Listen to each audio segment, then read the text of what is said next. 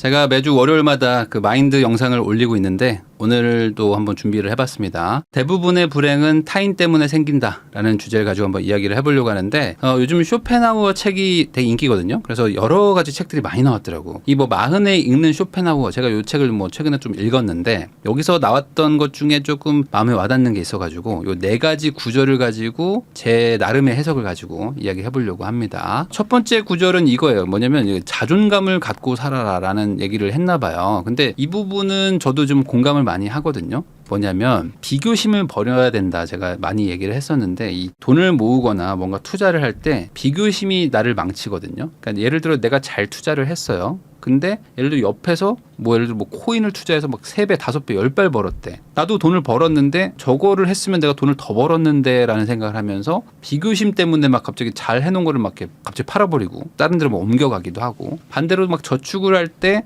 나는 그냥 내 갈 길 잘 가고 있는데 주변에 다른 사람들이 막 돈을 쓰고 뭐 여행을 가고, 뭐 김대리 요번에 겨울에 뭐 어디 여행 안 가? 여름에 여행 안 가? 뭐 이런 얘기 들으면은 네, 안 가는데요. 그러면은 뭐 일한 지 지금 몇 년 차인데 해외를 한 번도 안 가 하면서 맨날 집에만 있어? 호호호호 막 이러면서 가는 사람들, 그런 얘기들을 한번 내가 귀등에 들으면은 막 화가 나는 거야. 남들도 다 돈 쓰고 잘 사는데 내가 지금 뭔 부귀영화를 누리겠다고 이러지 하면서 막 돈을 쓰기 시작하고, 이런 일들이 비교심에서 많이 일어난다고 생각을 하거든요. 그래서 제가 이제 SNS를 평생 하지 말라는 게 아니고 돈을 모으는 시기에는 좀 하지 말라라고 말하는 이유도 결국에 이런 거죠. 남과의 비교를 최대한 멀리 해야지만 내 갈 길을 갈 수 있는데, SNS 이런 것들은 이제 남과의 비교를 이제 극단적으로 높여놓은 거니까 그래서 제가 하지 말라는 거고, 돈 많이 벌고 하시면 됩니다.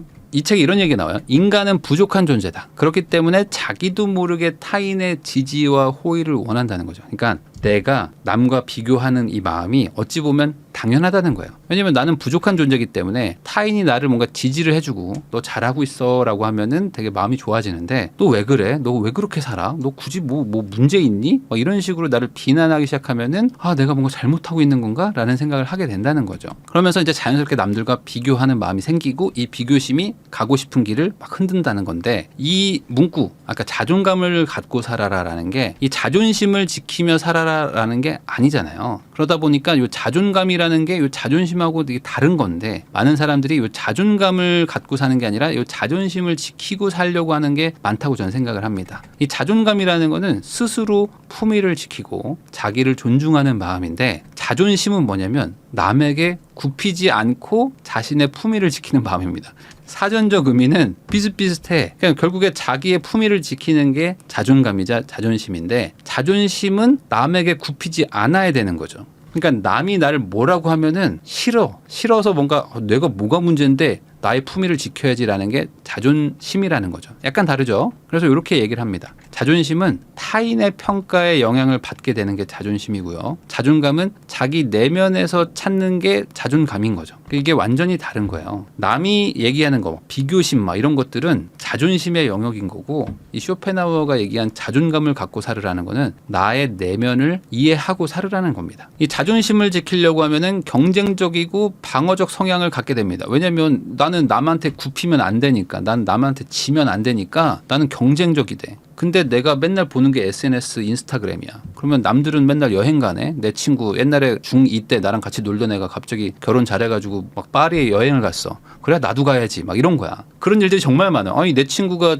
고등학교 때 나보다 공부 못한 애가 갑자기 뭐 벤츠를 뽑았어. 그럼 나도 뽑아야지. 막 이런 거 있죠. 경쟁적이고 방어적 성향을 자존감이라고 오해하시면 안 됩니다. 자, 그럼 자존감은 뭐냐면, 자존감은 자기의 강점과 약점을 인정하는 거에서부터 온다. 그러니까 내가 잘하는 게 있고 내가 못하는 게 있다. 누구는 돈을 많이 벌고 누구는 돈을 못 버는 거고, 그럼 내가 지금 못 벌면 어쩔 수 없는 거지. 여기서부터 내가 잘하면 되는 거지. 내가 과거에 뭔가 실수를 했으면 지금부터 잘하면 되는 거지. 나 스스로를 보는 게 자존감이라는 겁니다. 자, 그러면 이렇게 생각을 바꾸면은 내가 하고 싶은 게 뭔지를 생각을 하는 거고요. 내가 이루고 싶은 게 뭔지를 생각하는 게 이제 자존감을 갖고 사는 게 아닌가 저는 생각하거든요. 내가 당장 할 수 있는 게 있고 내가 당장 할 수 없는 게 있습니다. 왜냐면 내가 하고 싶은 건 많죠. 나도 되고 싶은 건 많죠. 근데 당장은 내가 돈이 없고 당장은 내가 어떤 뭐 공부가 없고 당장은 내가 어떤 실력이 없으면 내가 할 수 있는 거에서 그래도 좀 최대한 잘해보려고 하는 거.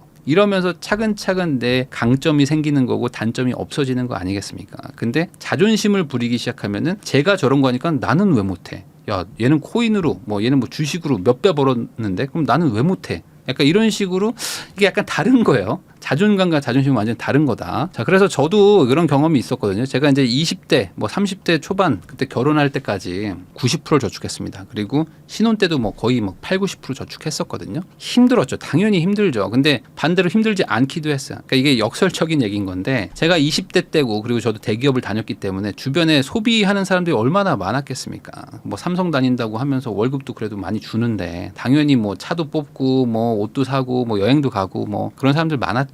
그리고 그렇게 하기를 바라는 주변 사람들도 정말 많았고 근데 여기에서 제가 90%를 지키겠다. 그러니까 나의 가치는 나의 자존감은 돈을 많이 저축해가지고 투자를 해서 부자가 되겠다라고 생각을 한 거는 힘들었지만 사실 힘들지 않았습니다. 왜 그러냐? 그 주변 사람들은 그랬지만 결국에 나는 내 길을 가면 된다. 내 길을 가고 내가 여기서 성공하면 되는 거지. 뭐 남이 나를 뭐 바꿔줄 것도 아니고 남이 나 도와줄 것도 아닌데 내 갈 길 가자라고 생각했기 때문에 돈 모으는 것 자체는 힘들었지만 그렇게 하고 있는 거를 남들이 비난하는 게 아주 힘들진 않았다는 거죠. 30대에도 저는 70%를 막 저축했습니다. 그래가지고 이제 결혼한 이후 애가 태어나도 막 70%씩 저축했는데 이때도 힘들지만 힘들지 않았어요. 힘든 거는 이제 저축하는 게 당연히 힘들죠. 그래서 이걸로 막 돈을 막 불려 가야 되니까 불려야 되는데 투자금이 모자라서 막 그때 막 너무 답답할 때였으니까 열심히 저축을 했지만 반대로 그렇게 저축하면서 힘들지 않았던 거는 이렇게 해가지고 성과가 나오고 그럼 이 성과가 내 미래를 바꿔줄 거라고 생각했고 실제로 그런 것들이 조금씩 바뀌는 걸 보면서 아 내가 잘 선택했구나라는 그 성과 결과물이 나오니까 그때부터는 힘들어도 반대로 한편에서 힘들지 않더라. 그래서 내가 진짜로 원하는 게 뭔가라는 거를 스스로한테 잘 물어보시면 이게 자존감이 됩니다. 내가 뭘 원하는지를 잘 모르는데 남들을 계속 만나잖아요. 그러면 자존심만 세지는 게 있어요. 자, 두 번째로 이것도 좀 와닿았는데 나도 남을 평가할 수 없고 남도 나를 평가할 수가 없다. 뭐 이런 얘기가 있어요. 책에. 그래서 이것도 좀 좋은 얘기다. 우리가 지나치게 신경 쓰는 타인의 의식이 얼마나 편협하고 변덕스러운 기분에 좌우되는지를 알게 되면은 타인의 평가가 나에게 미치는 영향이 크지 않다는 걸 알게 된다. 이 말이 뭐냐면 타인들이 나를 되게 뭐 객관적으로 그리고 아주 막 오랫동안 지켜보면서 나를 평가하는 것처럼 보이겠지만 사실 타인들은 그냥 지나가는 한마디 그냥 나한테 그냥 편하게 그냥 대충 툭 던지는 말인데 그걸 내가 너무 오랫동안 그냥 그거에 막 집착하고 그거에 대해서 너무 고민하는 거일 수도 있다는 거죠. 타인이 나를 정말 객관적으로 평가하는지 이거는 아닐 수가 있거든요. 그 사람도 나의 겉면만 보고 내가 말하는 어떤 단편적인 정보만 보고 나를 판단하는 것인데 그걸 가지고 내 인생이 뒤흔들릴 정도로 고민하는 게 맞는 건가? 이런 얘기가 나옵니다. 나에 대한 평가가 이루어지는 타인의 마음은 피상적이고 천박하고 왜곡된 경우가 많다. 그래서 기대 이상의 좋은 평가를 기대하는 것이 어리석다. 상대방이 나한테 좋은 평가를 해주기를 바라는 것 자체가 별로 무의미한 거라는 거죠. 왜냐하면 타인은 나한테 크게 관심이 없기 때문이다. 그러니까 이렇게 타인에게 굽히지 않으려고 하고 타인에게 어떤 거를 막 내가 기대하는 타인의 평가를 되게 집착하는 분들은 인생이 되게 좀 힘들고 고달플 수가 있는 거야. 내가 잘 돼도. 근데 그게 아니라 자존감을 찾으려고 하고 내 안에서 답을 찾으려고 하는 사람들은 훨씬 더 행복하게 산다. 이런 얘기입니다. 이거는 반대로 생각해보면 쉽게 알 수 있다 이거죠. 나도 타인을 평가하는데 과연 내가 저 사람을 진지하게 생각해서 저 사람을 평가하는 것인가? 그냥 보이는 거 대충 보고 이 사람은 이래 라고 평가하는 게 아닌가라고 생각해보면 나도 그러거든요. 나도 남을 대충 판단하는데 그 사람들도 나를 대충 판단하는 거 아니겠는가. 근데 그 사람들의 평가가 뭐가 그렇게 중요한가라고 생각해 볼 수가 있는 거죠. 그 사람들의 사고방식이 대부분 무식하고 편견이 있고 좁고 빈약한 경우가 있다는 거죠. 그래서 그 사람들이 내가 가려는 길을 과연 이해를 할지도 한번 생각해 보면 이게 내가 뭐 대단하게 열심히 설명한다고 해도 그 사람들이 날 받아들이지도 않고 그리고 그 사람들이 내 말을 듣는다고 해서 그 사람들이 뭐 맞아.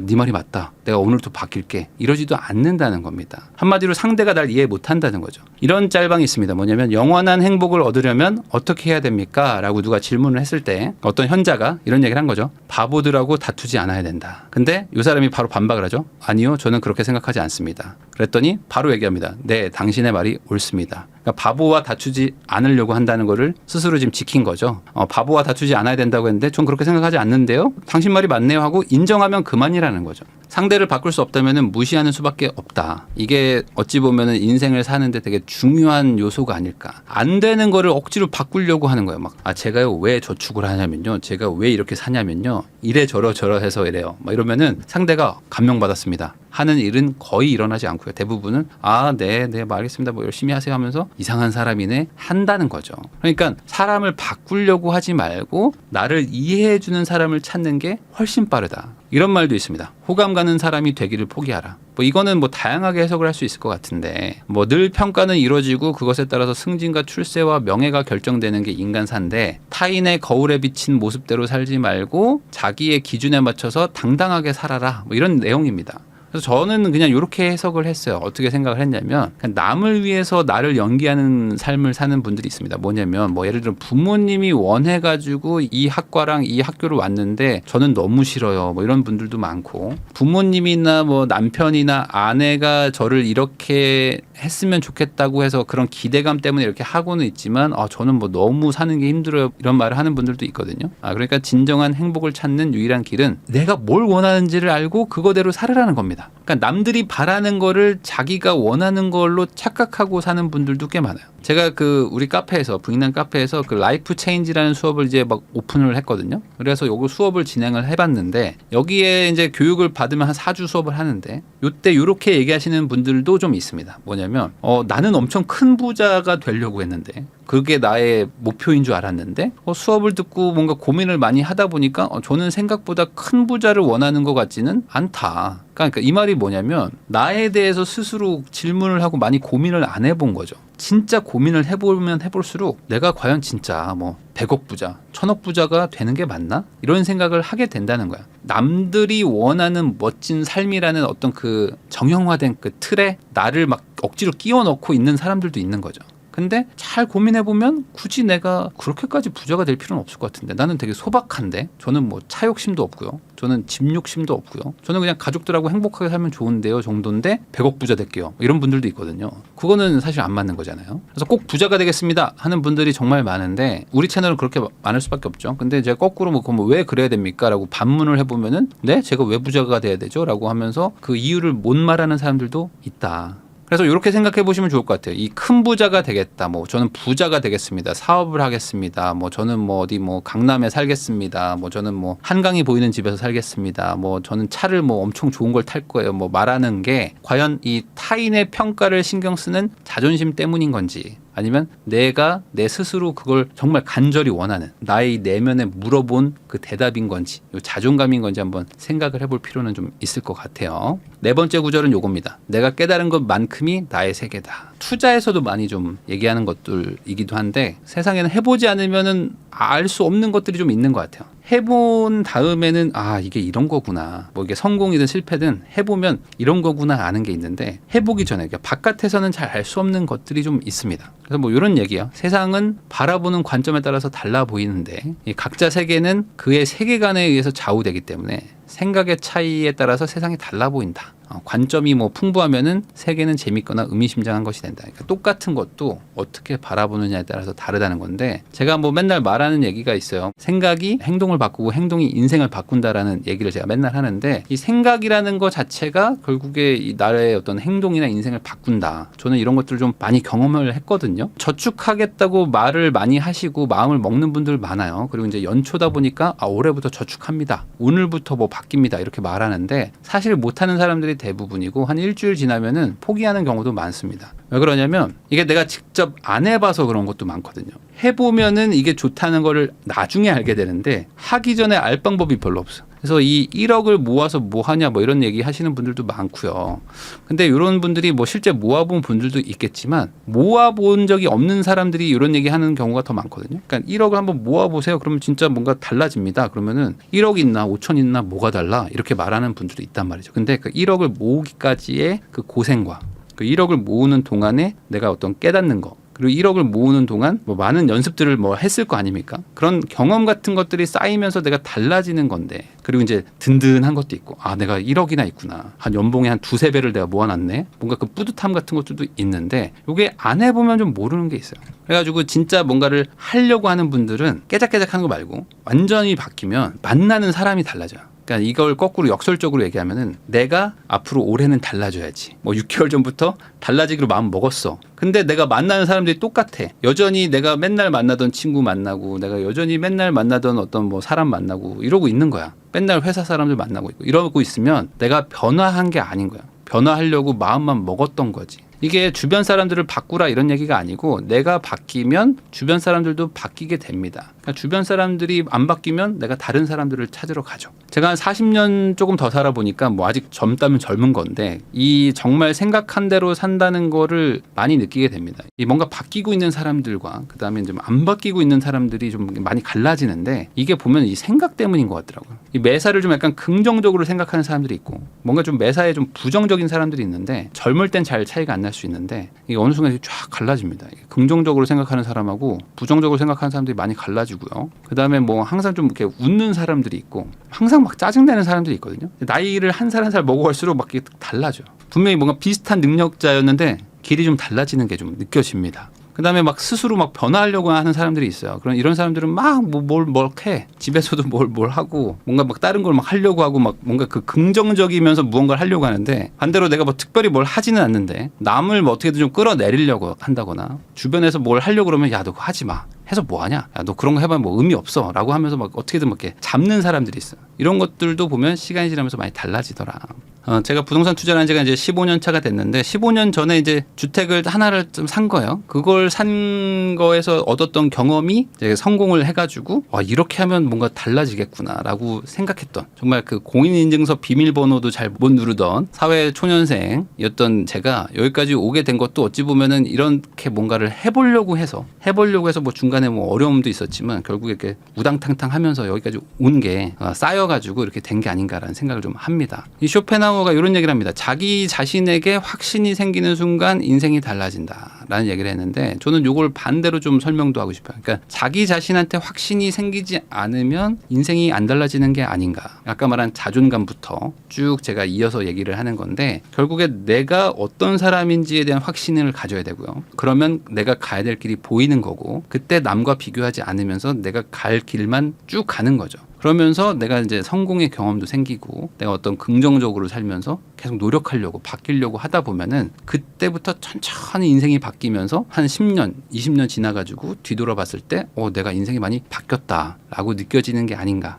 라고 생각을 합니다. 이 성공이 쉽다고 말하면 사실 거짓말이죠. 성공은 절대 쉽지가 않고요. 투자도 마찬가지고 주식, 부동산, 뭐 코인 다 할 거 없이 성공을 한다는 건 되게 어려운 거고요. 뭐 창업이라는 게 쉬울 리도 없잖아요. 그럼에도 불구하고 이거에 한번 도전을 해볼 이유는 있다. 왜냐하면 이렇게 실패를 각오하고 무언가를 도전을 해야 성공도 얻는 거기 때문에 실패할까 봐 도전을 안 한다.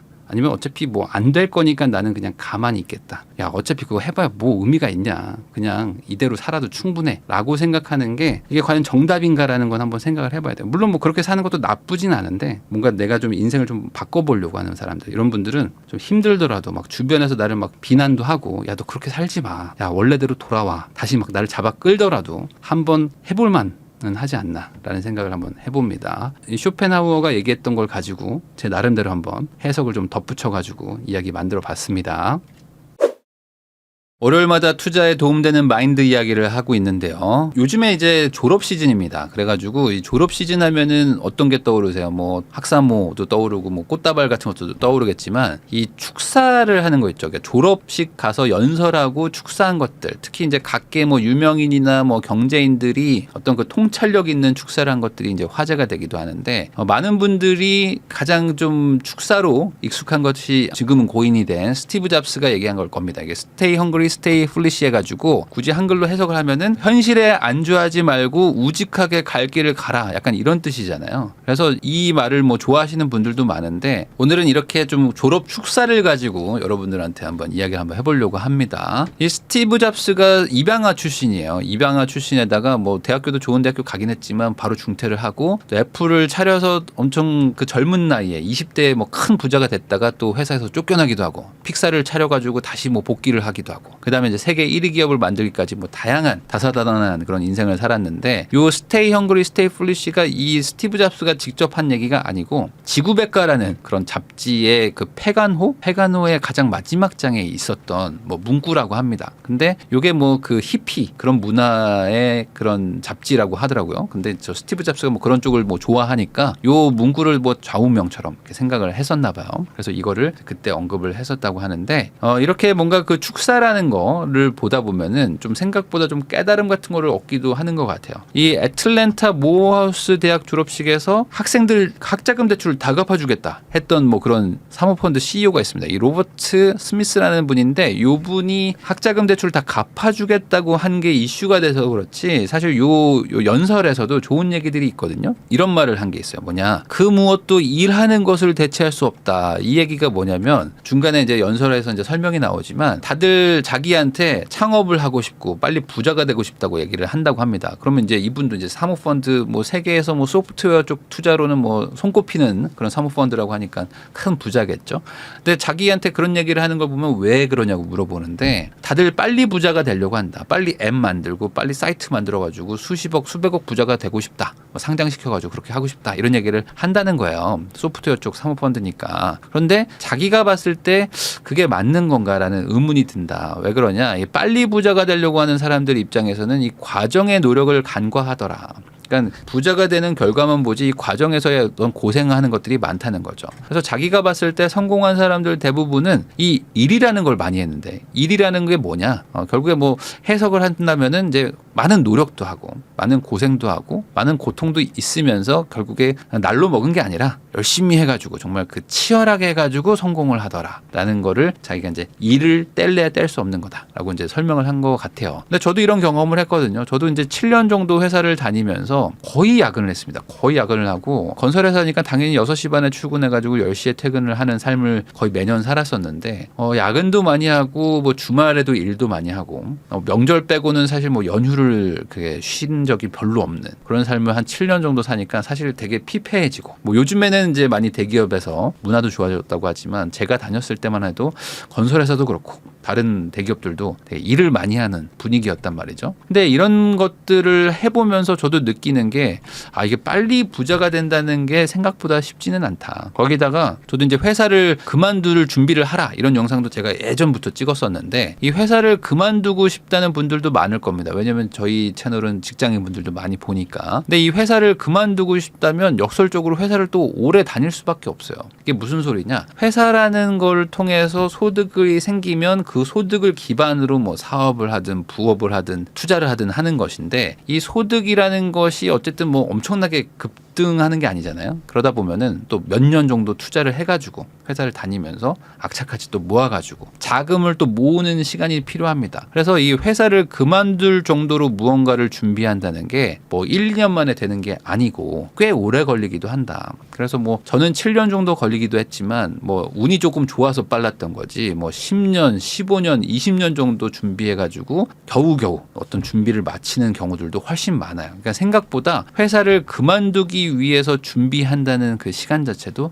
많이 걸리기도 한다. 자, 거기다 이분이 이런 얘기도 합니다. 아주 신중하게 그렇지만 위험을 감수를 해라. 그러니까 신중하게 리스크를 감수하라는 겁니다. 그러니까 위험이라는 거를 피하려고 하시면은 안 되는 거고 위험을 그렇다고 그냥 마냥 받아들이면 또 이제 망하는 거고 위험한 게 있다는 거를 알지만 되게 고민하고 계산해 가지고 그거를 감수할 수 있을 만큼만 감수하라. 이런 얘기를 했는데 최근에 이제 국민대학교에서 이제 연예인 이효리 씨가 졸업 연설을 하나 한 게 있나 봐요. 이것도 뭐 조금 이슈가 됐다는데 뭐 이런 얘기를 했답니다. 뭐 앞에 뒤에 많은 얘기가 있지만 인생은 그냥 독고다이다라고 생각을 해라. 몸소 체득한 것만이 여러분의 것이기 때문에 자신만의 이야기를 만들길 바랍니다. 뭐 이런 얘기를 해주셨는데 결국에 이 리스크를 감수하는 것이 이제 성공으로 가는 길인 거고 당연히 리스크라는 거는 성공과 실패의 갈림길을 둘 다 나에게 제시를 합니다. 그러니까 여기서 실패를 할 수도 있죠. 열심히 했지만 실패를 할 수도 있고 대충 했지만 성공할 수도 있지만 결국에 성공하려면 리스크를 감수하기는 해야 되는 거죠. 그러니까 주변 사람들이 뭐라고 하든 다른 사람들이 뭔가 나한테 걱정을 하든 결국에는 내가 하고 싶은 게 있으면 그걸 신중하게 따져봐서 위험을 감수를 해야만 합니다. 그런데 우리나라의 특징이 이게 정답이 정해진 사회이기 때문에 사실 이 남들과 좀 다르게 간다는 게 생각보다 쉽지가 않아요. 그래서 이게 평범하다는 거를 벗어나는 순간 주변에서 뜯어말리기 마련이고, 그러면 자연스럽게 남들의 말을 듣게 되고, 그러면 제가 항상 하는 얘기지만 남들의 말을 들으면 남들처럼 살게 되는 것인데, 이 성공도 실패도 사실 온전히 제 몫이거든요. 그래서 저도 옛날에 회사를 다녔지만 많은 분들이 느끼실 겁니다. 이 회사에서 잘 되면 우리 팀장님, 부장님인데 팀장님, 부장님 되는 것도 쉽지가 않아요. 제가 옛날에 30대 때만 해도 당연히 그냥 팀장님, 부장님 정도처럼 할 수 있을 거라고 생각도 했는데, 지금 이제 나이가 제가 이제 차부장급 되거든요. 이제 차부장급 정도 되면은 내가 지금까지 과연 회사를 다녔으면 그때 그 팀장님들처럼 할 수 있었을까 싶은 생각이 들기도 합니다. 이게 나이를 먹어봐야 돼. 근데 결국에 그때 그분들이 저한테 얘기를 해주셨던 것들도 저는 이제 공대 나오고 이제 기술직이니까 이 기술을 갈고 닦아야 되고, 그리고 이제 회사에 열심히 다녀야 되고, 그러다 보면은 뭐 좋은 일이 있을 거야라고 많이 얘기를 해주셨는데, 물론 그분들 입장에서는 덕담처럼 저한테 이제 조언을 해주신 거지만 그 말들을 만약에 듣고 살았다면은 저도 지금 뭐 차장이나 잘 되면 뭐 부장 정도 그러면서 이제 저도 이제 계속 야근하고 현장을 이제 다니면서 살았겠죠. 물론 뭐 그게 좋은 분들도 많아요. 그때 제가 건설회사 다녔을 때도 건설회사가 되게 천직이고 너무 재밌다 하시는 분들도 많았는데, 뭐 저는 안타깝게도 뭐 그쪽 길과는 좀 맞지 않았기 때문에 나오긴 했습니다. 물론 그러다 보니까 당연히 저한테도 성공과 실패의 갈림길이 있었을 텐데, 이 회사를 퇴사한다는 거, 무언가 투자를 한다는 거, 이런 리스크를 감수를 했기 때문에 결국에 이렇게 할 수도 있었던 거라고 저는 보거든요. 거기다 이런 얘기도 한 게 있습니다. 뭐냐면 스스로에게 확신이 있다면 행동을 하게 된다. 그런데 이게 그냥 확신만 가지고 있다고 해서 뭐가 바뀌는 게 아니고, 저녁이고 주말이고 시간을 엄청나게 투자를 해가지고 확신을 가진 거에 대해서 열심히 하면, 거기다가 일도 정말 막 죽어라고 하면 그때 무언가 바뀐다라고 이제 얘기를 해준 게 있어요. 저도 투자로 인생 바꾸겠다고 생각하고 시작을 했었던 건데, 저축을 이제 90%를 했거든요. 회사를 다니면서. 물론 결혼하고는 좀 줄었지만 이 90% 저축한다는 게 사실 말이 쉽지는 않은 일입니다. 거기다가 제가 시작했을 때가 이제 금융위기 때란 말이죠. 금융위기 직후에 뭐 시장이 완전 뭐 박살이 났었을 때인데, 그때 제가 이제 레버리지를 많이 썼습니다. 지금 생각하면은 뭐 대출이나 뭐 전세를 낀다는 게 뭐 너무 당연하다. 뭐 상승기 때는 뭐 당연히 그렇게 해야 되는 거 아니냐라고 생각하실 수가 있겠지만, 이 금융위기의 시절, 이 하우스 푸어의 시절 때 뭐 전세를 끼고 집을 산다는 거, 그 말은 이제 뭐 엄청나게 이제 큰 리스크를 지는 거죠. 뭐 대출도 껴가지고, 신용대출을 껴가지고 무언가 산다는 거. 남들이 다 안 산다고 할 때, 남들이 제발 내 집을 사주세요라고 할 때 거꾸로 무언가 레버리지까지 한다는 거는, 뭐 저도 뭐 확신이 들어서 했겠지만 그래도 이 공포감이라는 게 상당하거든요. 이 공포심이 없을 수가 없습니다. 그래서 이게 내가 무언가 확신이 든다는 것도 사실 쉽지가 않고, 확신이 들어도 막상 하는 것은 또 다른 얘기다. 자, 거기다가 아까 제가 저축을 뭐 많이 했다고 했는데, 이 첫 투자금을 모으는 시간이 뭐 한 2년, 뭐 3년 막 이렇게 걸리는 분들이 있어요. 근데 이런 분들이 다음에 똑같은 투자금을 모으는 시간이 몇 년 걸릴까요? 막 6년, 어떤 분들은 10년, 어떤 분들은 아예 못 모으는 경우들도 있습니다. 이게 무슨 소리냐? 이 저축이라는 것이 얼마나 힘든 건지는 해본 사람들은 알아요. 근데 보통은 안 해본 사람들이 저축을 무시해. 그러니까 저축해가지고 언제 부자 돼요? 뭐 이런 얘기 하시는 분들 치고 저축을 많이 하는 사람들이 없어요. 그러니까 이 저축이라는 거는 하다 보면 되게 힘들고, 저축이라는 거는 되게 간과하게 마련입니다. 왜냐하면 저축은 무언가 투자가 아니라고 생각하기 때문에 저축이 뭐가 어려워. 근데 막상 본인은 저축을 못해. 이런 약간 그 이상한 얘기를 하시는 분들이 많거든요. 이 첫 투자금은 어떻게 모읍니다. 근데 그 다음에 이제 뭐 결혼도 하고 아이도 나오고 하면서 집도 넓혀야 되고 뭐 이래저래 돈 들어가는 게 많으면서 합리화를 하다 보니까 다음 투자금은 훨씬 더 오래 걸리죠. 그래서 처음에 한번 투자를 이렇게 잘하셨더라도 다음에 이렇게 없어요. 다음이 없어. 그냥 이렇게 한번 투자하고 쭉 옆으로 횡보하는 분들도 많습니다. 그래서 제가 이제 뭐 항상 얘기했던 것 중에 하나가, 마인드가 95%고 기술은 5%도 안 된다 제가 얘기를 하는데, 사실 부동산 쪽에서 기술이라는 거는 간단하다고 생각을 하거든요. 뭐 다주택을 하거나 어려운 투자를 하시는 분들은 모르겠지만 대부분 다 내 집 마련 하나 하겠다. 그리고 뭐 떨어지지 않을 만한, 뭐 장기적으로 중장기적으로 좋을 만한 거를 사겠다 정도는 기술이라고 봤을 때 그렇게 막 아주 어려운 건 아니라고 생각을 합니다. 근데 많은 분들이 좋은 아파트, 좋은 집 사는 방법을 몰라서가 아니고 아는데도 못하는 이유는 다른 거겠죠. 내가 기술이 없는 게 아니라 이 마인드가 흔들흔들해서 그런 거거든요. 막상 무언가 내가 확신이 생겨도 사람은 무섭기 때문에 금방 하다가 또 포기하고 한 번 했다가 안 하고 하려다가 말고 이게 보통의 약간 사람들의 마음입니다. 거기다가 이 투자라는 거, 특히 레버리지 같은 거를 쓰다 보면은 아무래도 더 무섭죠. 그러니까 이제 실패를 안 하려고 하는데 많은 분들이 좀 제일 오해하는 게 뭐냐면 투자라는 거는 이제 리스크가 있고 리스크라는 거는 기본적으로 실패 확률이 있는 겁니다. 근데 이 실패 확률이 최소화를 하려고 노력하는 건데 실패를 아예 안 하려고 실패를 제로로 만들려고 하는 분들이 많아요. 근데 이런 분들은 사실 실패 안 하는 방법은 안 하는 것밖에 없거든요. 그러니까 내가 애매할 때는 하지 말자 하면서 이제 안 하는 쪽으로 가고 그랬을 때 이제 결과에 대해서 나중에 후회하는 경우들도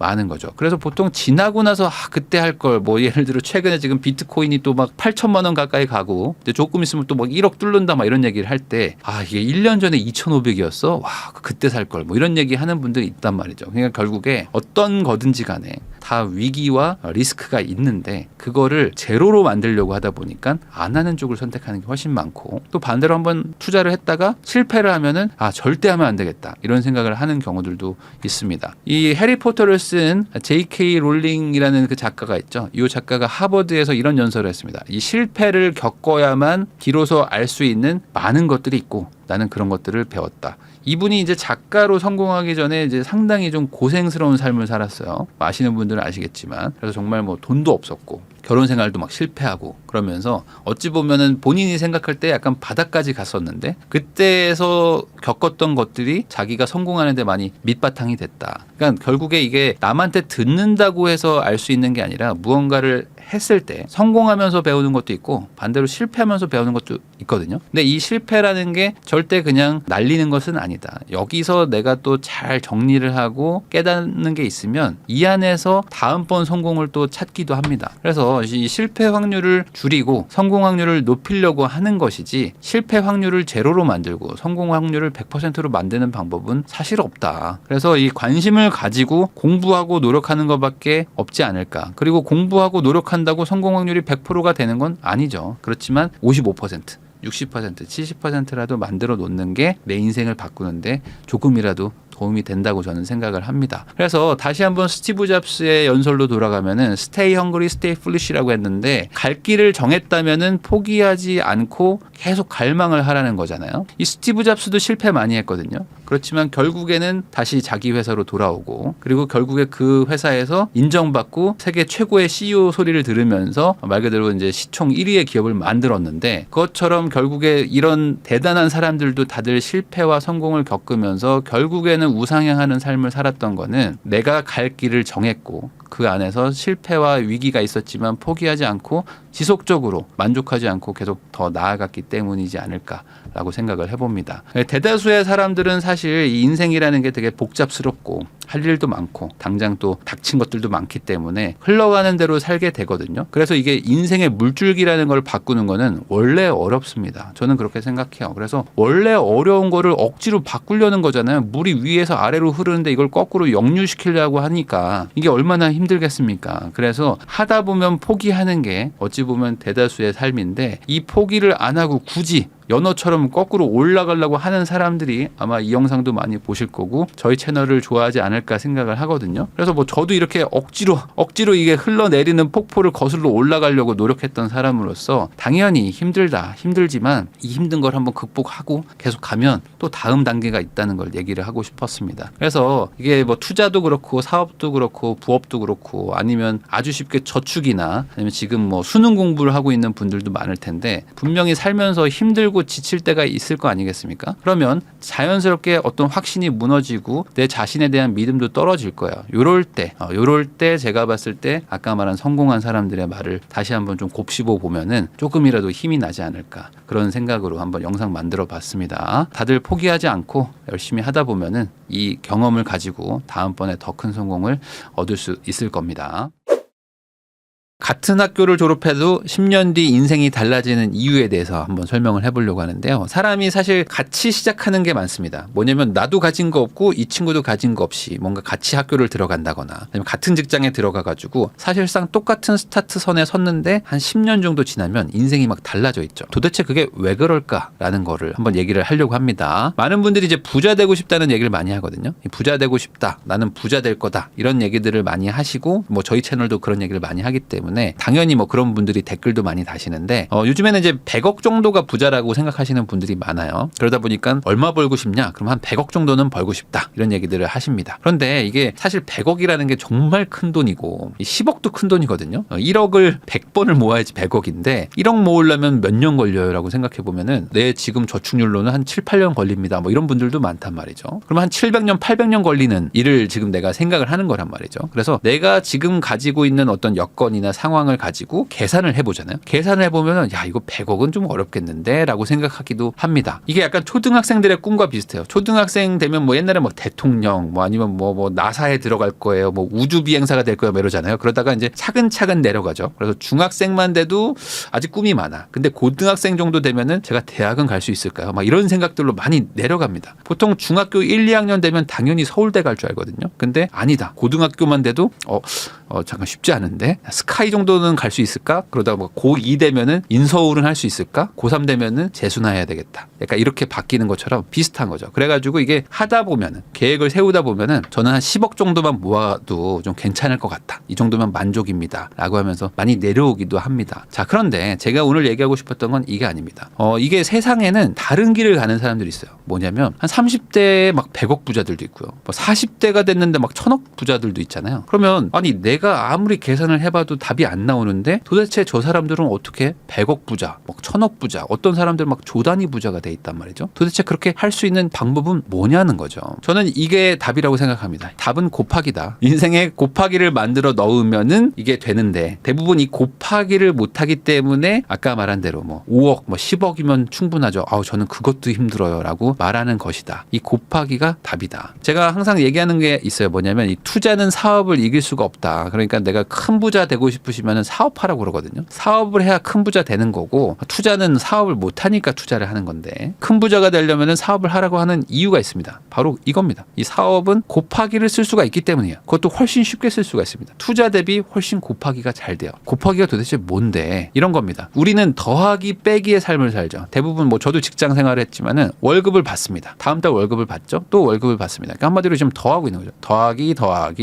그다음에 뭐 하죠? 지출을 하죠. 매달 생활비도 쓰고 돈도 써야 되니까 지출을 합니다. 그러니까 이게 마이너스 삶을 사는 거죠. 그래서 플러스랑 마이너스 하는 거야. 그러니까 플러스 마이너스 하고 있으니까 어떻게 됩니까? 속도가 안 나죠. 더하기와 빼기의 삶은 속도가 아주 느린 삶입니다. 자, 여러분들도 한번 생각을 해보세요. 옛날에 그 학교 다니면서 수학 공부할 때나 곱하기라는 개념을 썼지 내가 지금 인생을 살면서 내가 지금 사회생활을 하면서 내 인생에서 뭔가 곱하기로 무엇가 변하는 게 있는지 한번 생각해보면 별로 없습니다. 그냥 은행 이자 정도? 뭔가 수익률 같은 거? 내가 1억 넣어가지고 이자 뭐 4% 받으면서 와 이자 많이 받는다 뭐 이렇게 생각하고 있는 거잖아요. 그러니까 인생의 곱하기라는 게 별로 쓰이는 게 없어요. 그러다 보니까 내가 큰 부자가 안 되는 건데 이 부의 추월 차선 여러분들 많이 아시죠? 이 책에 보면은 이런 얘기들이 나와요. 어떤 곱하기에 대한 개념이 나옵니다. 그걸 여러분들한테 한번 설명을 드리려고 합니다. 이 부자가 되려면 사실 돈을 많이 벌어야 되잖아요. 부자가 되려면 돈을 많이 번다. 그럼 돈을 번다는 게 뭘까요? 돈을 번다는 거. 돈을 번다는 거는 나는 지금 연봉도 받고 뭔가 회사 뭐 자영업 하시는 분들은 음식을 팔거나 뭐 물건을 팔아가지고 돈을 벌고 있는데 돈을 벌기만 해서는 안 되죠. 뭐죠? 바로 무언가를 판 다음에 이익을 남겨야 되는 겁니다. 직장인들은 내 시간과 내 노동력을 팔아가지고 돈을 받아가지고 생활비를 떼고 남은 게 이제 저축이라는 이익을 남기는 것이고 물건을 파는 어떤 자영업 하시는 분들은 내가 가진 어떤 물건이나 서비스를 팔고 거기서 원가를 떼고 남는 이익을 가져가는 거죠. 많이 팔고 적자 나면 할 이유가 없는 게 경제 활동입니다. 이해되셨죠? 자, 그러면 이 이익을 남겨야 된다는 거는 결국에 순이익을 높여야 되는 거죠. 그럼 이 순이익은 뭘까요? 이 판매량 곱하기 이익률입니다. 내가 10개를 팔았는데 이익률이 10%면은 한 개당 뭐 10,000원에 팔았다. 그럼 내가 10만 원 벌어서 이익률 10% 10%니까 10,000원이 내 순이익이다. 이렇게 말을 하는 거잖아요. 자, 그럼 벌써 여기서 곱하기가 하나 나왔죠. 근데 아까 사업을 하면 곱하기를 많이 쓸 수 있다고 그랬잖아요. 그럼 사업을 하는 사람들은 어떻게 됩니까? 판매량에다가 이익률을 곱하면 순이익인데 이 순이익이 꾸준히 나오는 사업체를 만드는 경우도 있어요. 이게 순이익이 막 들쑥날쑥하거나 몇 달씩 쉬거나 아니면은 사장님이 일을 안 하면 순이익이 하나도 안 나오는 뭐 그런 사업체도 있지만 사장님이 일을 안 해도 순이익이 꾸준히 나올 수 있는 사업체들을 만들기도 합니다. 그러면 어떻게 됩니까? 곱하기를 하나 더 할 수가 있는 거죠. 이 부의 추월선에서는 뭐 산업승수라고 얘기를 합니다. 산업승수. 그럼 산업승수가 뭐냐? 한마디로 그냥 이거라고 생각하시면 됩니다. 남들이 생각하는 미래의 가치를 산업승수라고 생각한다. 미래가 유망해 보이면은 곱하기가 들어가는 거죠. 미래가 유망해 보이지 않으면 곱하기 숫자가 되게 작아지는 것이고. 이 주식 해보신 분들은 많이 압니다. 뭐죠? PER이라고 해서 퍼라고 하죠. 퍼. 주가가 그 회사 한 주당 수익의 몇 배가 되는가를 나타내는 지표인데 주당 순이익이라고 합니다. 주당 순이익 곱하기 얼마를 하면은 그게 지금의 주가다라고 하면서 말하는 이 퍼죠. 이 사업을 하면 요 퍼라는 게 생깁니다. 테슬라를 생각하면 가장 이해가 쉽습니다. 요즘에 테슬라 사가지고 막 힘들어하시는 분들 많은데 사실 테슬라가 엄청나게 좋은 회사였죠. 순이익도 높았고 자동차도 엄청 팔았고요. 미래 가치도 엄청나게 유망하다고 평가를 받았었습니다. 그래서 예전에는 뭐 한 $300 가까이도 막 갔었다가 지금 이제 $190까지 많이 내려왔어요. 근데 이 수량, 이익률, 산업승수 요걸로 한번 생각을 해보자는 거죠. 예전에 잘 나갈 때 어땠습니까? 물론 앞으로도 더 잘 나갈 수도 있지만 이 전기차가 미래라는 거에 대해서 아무도 부정을 안 했습니다. 거기다가 그 전기차 시장은 테슬라가 장악한다라는 거에 대해서 테슬라가 미래라는 거에 대해서 아무도 부정을 못했어요. 그러면 이제 전기차로 다 바뀔 것이고 그중에 테슬라가 이 전기차 시장을 다 독점을 하게 되면은 도대체 이 전 세계에 있는 차량에서 벌어들이는 돈이 얼마나 많을까? 이거에 대해서 막 기대감을 갖게 됩니다. 그래서 PER이라고 해가지고 주당 순이익을 계산하는 게 아니라 PDR이라고 해가지고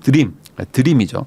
꿈을 꾸는 뭐 그런 배수를 곱한다 뭐 이런 식으로까지 얘기를 해서 한때 PER이 1000배가 넘어갔었습니다. 그러니까 한마디로 미래 가치, 산업 승수에 대해서 엄청나게 베팅을 해줬었던 거죠. 그러다 보니까 어떻게 됩니까? 이제 일론 머스크가 순식간에 세계 최고의 부자가 돼버렸죠. 지금은 조금 뭐 내려왔지만 그래도 순식간에 최대 부자가 된 뭐 수백 조의 자산가가 된 거는 결국에 아까 말한 곱하기의 계산값이라는 거죠. 이 사람들이 어떤 것에 미래 가치를 높게 쳐주는가 이게 결국에는 이 큰 부자가 되는 어떤 그런 비결이라고 볼 수가 있는데 이 부분에 대해서 내가 지금 가지고 있는 거가 과연 곱하기 뭐 1배라도 받을 수 있는 2배라도 받을 수 있는 게 있는가를 한번 생각을 해보셔야 됩니다. 제가 아까 말씀드렸잖아요. 이 판매량과 이익률이 있는데 미래 가치가 높게 평가받는다는 건 뭐냐면 이 판매량이 앞으로 엄청나게 늘어날 것이고 이익률도 같이 늘어날 것이라는 기대감이 있으면 그 곱하기 산업승수가 커지는 거죠. 내가 지금 파는 거는 중요한 게 아닙니다. 앞으로 더 많이 팔 것인가 그리고 이익률이 더 많이 좋아질 것인가 이게 두 개 다다. 그러면은 PER이 엄청나게 높아지는 거죠. 자, 그럼 우리는 이제 대부분 직장인이니까 이 직장인의 산업 승수를 한번 생각을 해보자 이거죠. 직장인의 미래 가치는 어떨까? 이 판매량 곱하기 이익률인데 우리는 이제 판매를 뭘 하죠? 내 시간과 노동력을 판매하는데 이거는 한계가 있습니다. 딱 제한돼 있는 거죠. 그다음에 내가 일을 하면은 내 업에서 회사에게 벌어다주는 어떤 그 수익률을 어마어마하게 늘릴 수 있는가? 뭐 이런 사람들은 뭐 소위 말하는 뭐 핵심 인재 뭐 이렇게 얘기를 하는데 내가 뭐 그런 사람이라면 뭐 이익률이 막 높아질 테니까 나를 막 승진시키고 나를 연봉을 막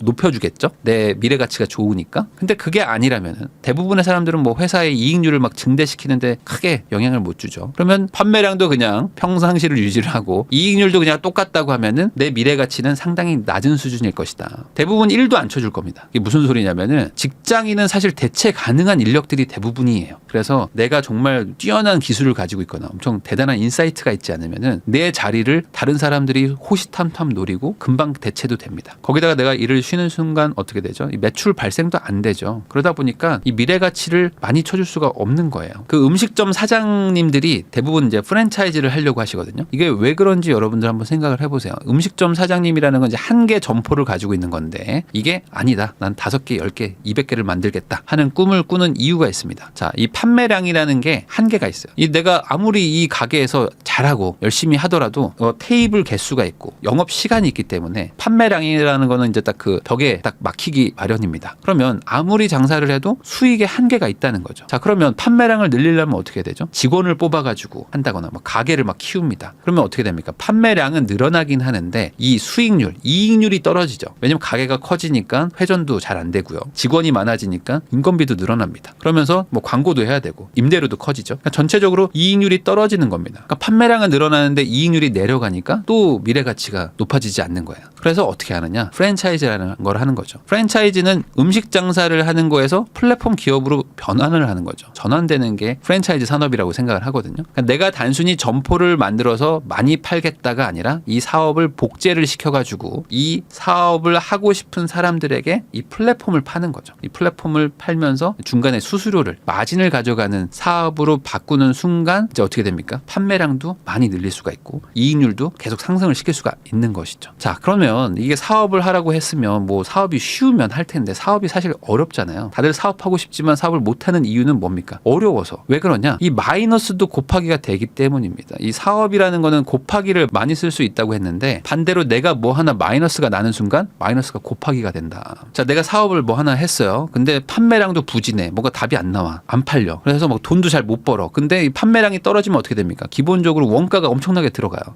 내 월급도 챙겨야 되죠. 그다음에 직원들 월급도 줘야 되는데 판매량이 많으면 원가 비중이 낮아지지만 판매량이 낮으니까 이익률도 같이 떨어지는 거야. 자, 그러면 판매량도 떨어져, 이익률도 떨어져. 그러면 이게 곱하기가 되면 어떻게 됩니까? 어느 순간 적자가 나기 시작하는 거예요. 적자도 곱하기가 된다는 거죠. 자, 그러면 이런 거에 대한 미래 가치가 있을까요? 당연히 미래 가치는 0에 가깝겠죠. 그러니까 이걸 곱하고 나면은 자산이 없어지는 겁니다. 그래서 사업을 한번 했다가 잘하면 큰 부자가 되지만 망하면 정말 자산을 쫄딱 말아먹는 게 바로 이런 곱하기 때문이지 않을까 생각을 합니다. 그래서 사업을 못하는 분들도 많고 사업보다는 그냥 투자를 하려고 하시는 분들도 많은 거죠. 회사를 다니면서 사업을 해서 나가면 뭐 제일 좋겠지만 그게 안 되는 분들, 그게 조금 나는 불안하다 이런 분들은 회사를 다니면서 어떻게든 부자가 되려고 하시는 분들이 있죠. 그런 분들이 투자를 선택하는 것인데 엄밀히 얘기하면 투자도 사업입니다. 투자도 사업이어가지고 단순히 투자를 하면 뭐가 안전하고 사업은 망하고 이것도 아니고요. 투자에도 곱하기가 계속 적용이 됩니다.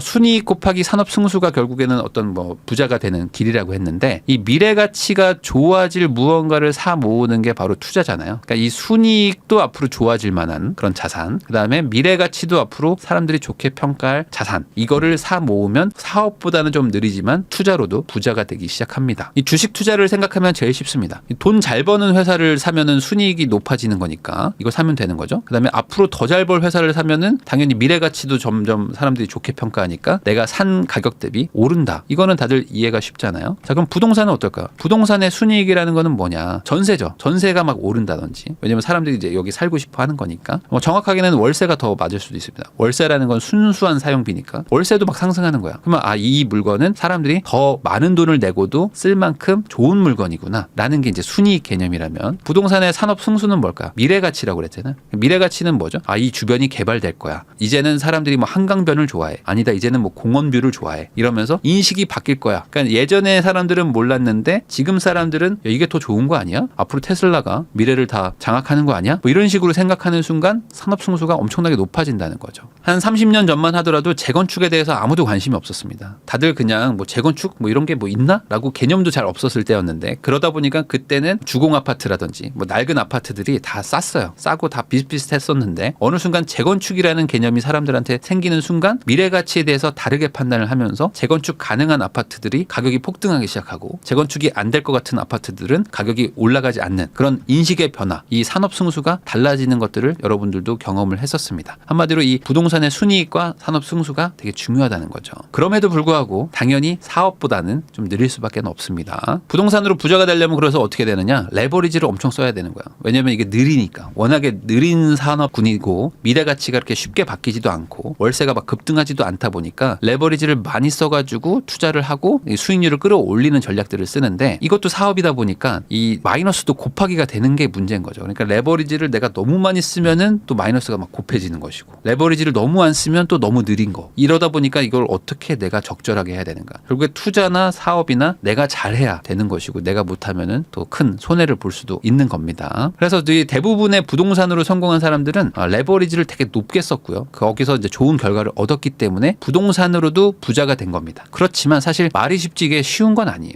레버리지 높게 쓴다는 게 참 어렵습니다. 왜냐면 그 이자에 대한 압박감도 있고요. 그리고 이제 이렇게 써도 그 이상의 수익을 낼 만한 걸 찾는 것도 사실 쉽지는 않습니다. 그러다 보니까 이 부동산 공부를 해라라고 말을 하는 거죠. 왜? 이 수익 상승, 월세나 어떤 이런 가치가 상승할 만한 그런 것도 좀 찾을 눈이 필요하고 미래 가치, 사람들이 지금보다 나중에 더 좋게 볼 게 뭘까라는 거를 판단하는 그런 것도 결국에 다 공부거든요. 그러다 보니까 부동산은 공부를 좀 해야 되는 분야입니다. 자, 물론 이 부동산의 가치가 시대마다 막 달라집니다. 수익이 막 올라갔다 내려갔다 막 이러기도 해요. 어떤 동네가 뭐 바뀌기도 하죠. 개발되기도 하고 뭐 거꾸로 좀 안 좋아지기도 하는 것도 있고. 그리고 사람들이 생각하는 미래 가치 평가도 막 달라지기도 합니다. 뭐 몇 년 전에는 막 엄청나게 막 좋을 것 같다고 생각했던 것도 한 2, 3년 지나면은 여기가 절대 안 돼라고 생각하면서 사람들이 막 인식이 바뀌기도 합니다. 그래서 이게 막 왔다 갔다 하기 때문에 지금 뭐 상황이 안 좋다고 해서 앞으로도 계속 안 좋을 거야. 이렇게 판단하는 것도 좀 이상하고요. 지금 또 너무 좋으니까 앞으로 계속 좋아질 거야 라고 생각하는 것도 이상하다. 결국에 이게 변화한다라는 걸 꼭 기억을 하셔야 됩니다. 그래서 이 내용을 좀 정리를 하면은 결국에 이건 것 같아요. 부자 되고 싶다라고 말을 하는 사람들은 결국에 내 인생에 지금 곱하기가 거의 없고 더하기랑 마이너스밖에 없는데 이 곱하기라는 걸 넣을 것이냐 말 것이냐를 결정을 해야 되는 거야. 이 곱하기라는 걸 넣는 순간 플러스도 곱해지고 마이너스도 곱해지기 때문에 그걸 리스크라고 합니다. 이 리스크를 감수할 것인가 안 할 것인가를 가지고 내 인생을 설계를 해보는 거죠. 그래서 내가 리스크를 감수할 생각은 없는데 부자가 되고 싶다 이러면은 그냥 희망이 되는 것이고, 리스크를 많이 감수할 테니까 대신 그 가치가 마이너스가 되지 않게 어떻게든 내가 잘 운영하고 잘 한번 공부해가지고 좋은 선택을 하겠다라고 생각을 하는, 그 노력을 하겠다라고 마음을 먹으면 이 리스크가 이제 곱하기로 들어가면서 내 부를 키워주는 그런 방향으로 가게 됩니다. 결국에 이 리스크를 감수하는 거 없이 부자 되는 사람은 없다는 얘기를 제가 하고 싶었어요. 투자든 사업이든 결국에는 리스크인 거고, 이 리스크를 어떻게 관리하고 컨트롤하고 극복해내느냐의 싸움인 것 같다. 그래서 내가 부자가 되고 싶다고 생각하시는 분들은 한번 이 부분 한번 많이 고민해 보시면 도움이 될 것 같아서 영상 한번 만들어 봤습니다.